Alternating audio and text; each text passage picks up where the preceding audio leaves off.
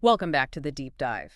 Today, we're tackling something pretty central to Singapore's workforce, the rules and the approved kinds of housing for foreign workers. That's right. It's a topic lots of people wonder about, and it's definitely not straightforward. We've been looking through Notes CU 4.7 foreignworkerhousing.pdf, and our plan today is basically to pull out the key rules, the main requirements, and the types of housing allowed. Exactly. To give everyone a clearer picture of how this whole framework operates, it's quite layered. Okay, so let's jump right in. The notes make it clear from the start. Housing foreign workers isn't just about finding a space. There are specific statutory requirements. Absolutely. It's not a free-for-all. You've got several government bodies involved, Yeah. each overseeing a specific piece of the puzzle. Right. Like who? Well, first off, you have the land use aspect. That falls under the Urban Redevelopment Authority, the URA, or sometimes the HDB, the Housing Development Board, or even JTC Corporation. So they decide if housing is even allowed in that specific location. Precisely. Does it fit the planning rules for that area? That's the first hurdle. Okay.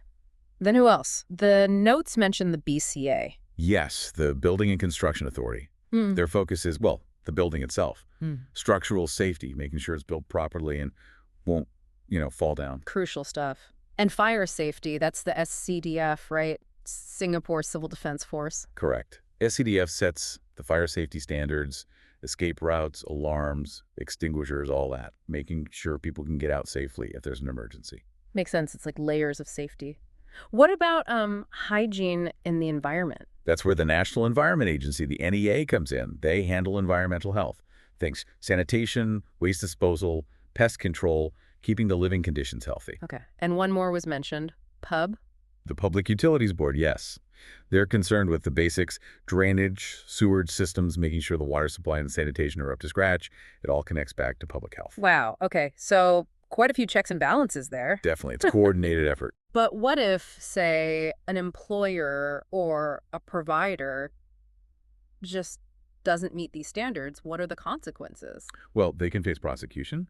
The notes mention the Employment of Foreign Manpower Act, or EFMA. And that means? It can mean hefty fines, but maybe more importantly for businesses, it can seriously impact their ability to get or renew work permits for any foreign workers in the future. Ah, right. So non-compliance could really hurt their operations. Absolutely. Staying compliant is pretty much non-negotiable if you rely on foreign manpower. Okay, that sets the scene on the rules. Now let's get into the actual types of housing that are approved. The notes list a few different kinds. Yes, they do. First up, we have things like commercially operated dormitories and also converted industrial premises. Right, purpose-built dormitories. What are those exactly? Who run them? These are generally larger facilities, specifically designed and built as dormitories, often managed by commercial operators, sometimes on land tendered out by agencies like BCA or JTC. Think large-scale professional setups. Okay, and the other type you mentioned, converted industrial premises. Yeah, this is a bit different. It's where part of an existing factory or warehouse is converted into housing for workers. But there are rules around that, I imagine. Oh, definitely. A key point is that these are meant to be ancillary dormitories, secondary to the main industrial use. Meaning? Meaning they're primarily intended for workers who are actually employed at that specific factory or warehouse. On-site workers, essentially. Got it. And you need permission to convert the space. Yes, you need planning approval from the URA for that change of use. Mm-hmm. Plus, the converted space still has to meet all those BCA, SCDF, NEA, and pub standards we talked about earlier. Right, the safety and health stuff still applies. Exactly, and the notes are very clear. These ancillary dorms are only for the owners or lessee's own employees working right there. No subletting allowed. Strictly no subletting. It's tied directly to the primary business on that site. Hmm. Allowing subletting would basically turn it into an unauthorized commercial dorm, which goes against the planning rules. Okay, that distinction is clear. What's next? Quarters on construction sites. TOL sites. Yes, temporary occupation license sites. It's quite common to house construction workers directly on the site they're building. It's practical sense. It does. But even though it's temporary, these quarters still need to meet technical standards. SCDF for fire safety, NEA for hygiene, BCA for basic structural safety. The essentials. Still need to ensure worker well-being. Absolutely. The notes also mention temporary workers' quarters on TOL sites approved by JTC, HDB, and SLA. How is that different from just quarters on a construction site? It's a subtle difference, often related to the land ownership or the scale of the project. If the TOL site involves land under JTC, HDB, or the Singapore Land Authority, you might see this more formal approval process involving these agencies. So maybe for larger infrastructure projects. Potentially, yes. But the core rule is the same. It's for the licensee's own workers for that specific project. Well, again, no commercial operation, no subletting. It's project-linked housing. Right. Always tied to the employer and the specific work. Okay, moving away from industrial and construction sites, HDB flats, public housing. What are the rules there? This is quite specific. Generally, work permit holders from the construction sector cannot be housed in HDB flats. Oh, really? A flat ban for construction workers in HDBs? Mostly, yes. There's one key exception mentioned: Malaysian workers. Ah, okay. So Malaysian construction workers can stay in HDB flats. Any idea why the distinction? The notes don't explicitly state why, but one could speculate it relates to perhaps historical ties, commuting patterns, maybe different social integration factors.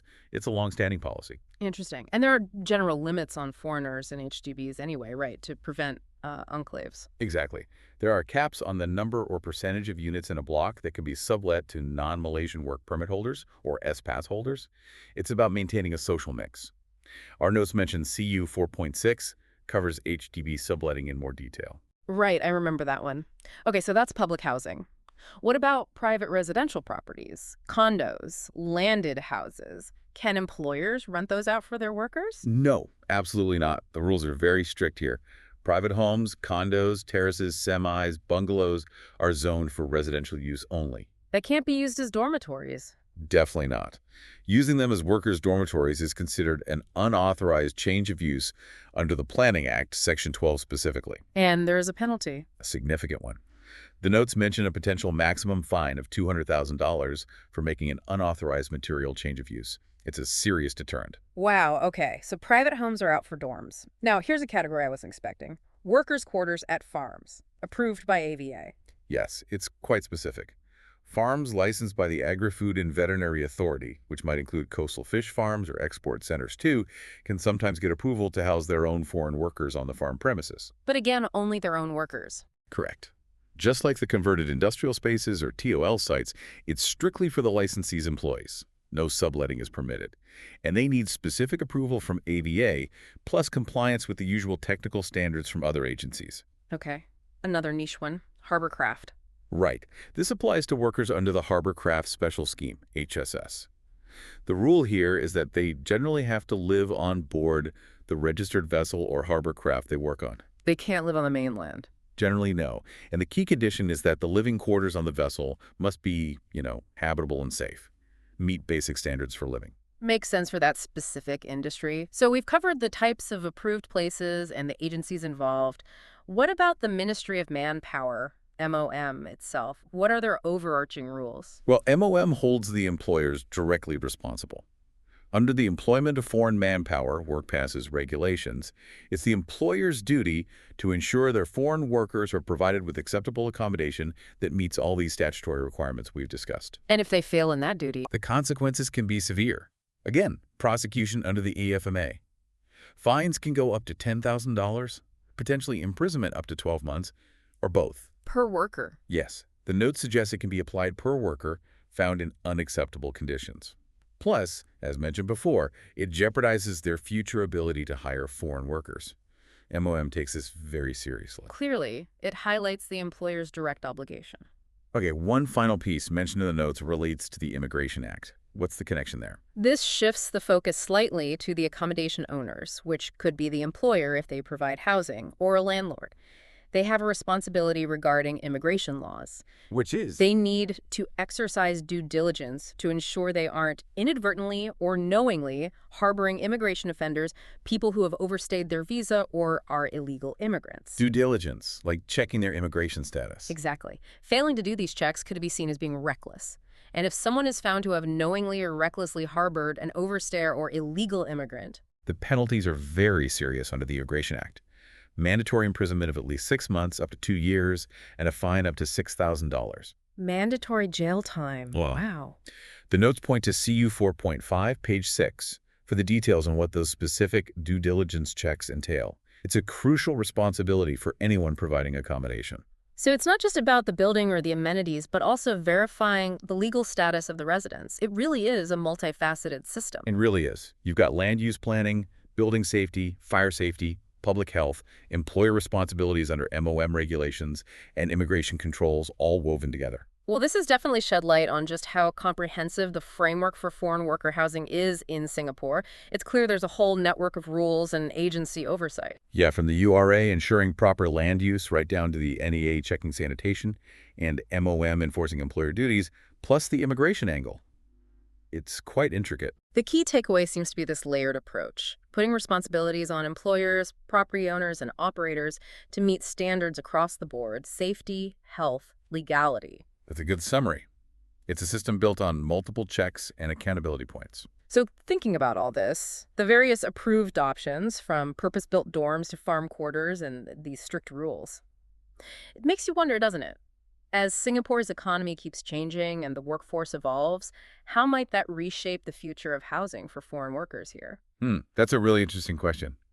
Will we see completely new models emerge? Or more focus on adapting what we already have, maybe different standards for different sectors? Yeah, how will this framework adapt? Definitely something to ponder. Thanks for joining us on this deep dive today.